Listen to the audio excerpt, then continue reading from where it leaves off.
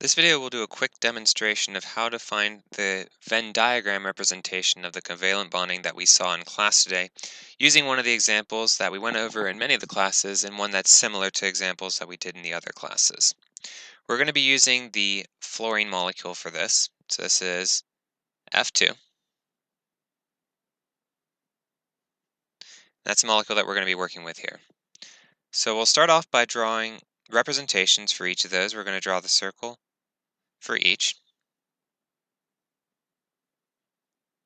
So we're going to do one before and then one after. The before was going to represent what we have when we have our two separate fluorine atoms, and the after will show what will happen when we get the covalent bonding.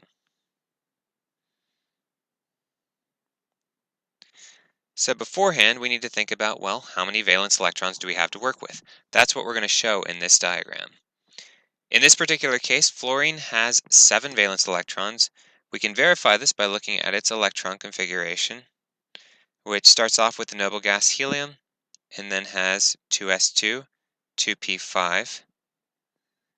And so we can see that the second shell is our valence level, and there are 2 plus 5, or 7 total electrons there. So each of the fluorines coming in should have a total of 7 valence electrons. So we can show that by just drawing those out. They will be in the portion that does not overlap because we're saying that each one has this on its own.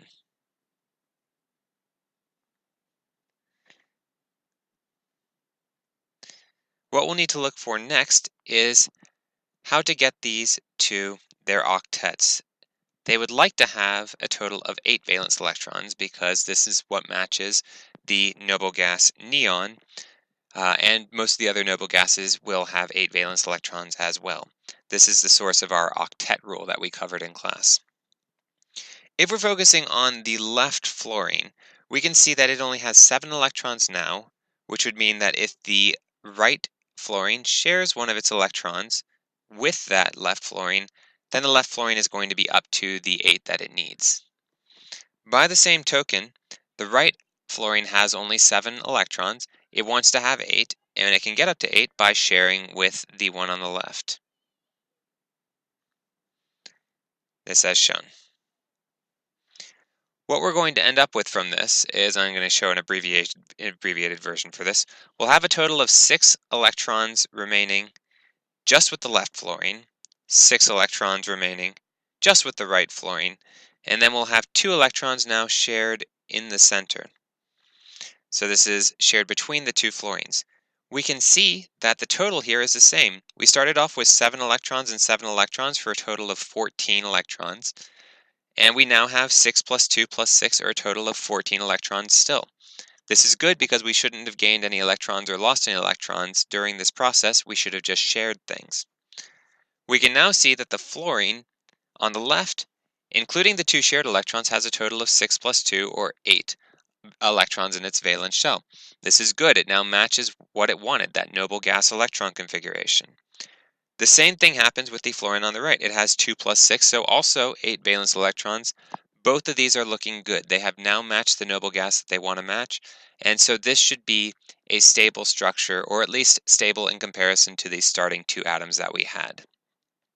So by this process, we can find the covalent bonding structure and find how many bonding electrons we have or will need in the center. In this particular case, since we have 2 electrons shared there, so 2 electrons that are shared between the 2 atoms, this represents 1 pair of shared electrons, or 1 covalent bond. So if we need to find the number of covalent bonds, we do that by seeing how many electrons are shared between the 2 atoms. Essentially divide that by 2 because we're looking for the number of pairs. This takes us through our example with fluorine, and so hopefully this will be helpful in figuring out how to do the same with the homework problems.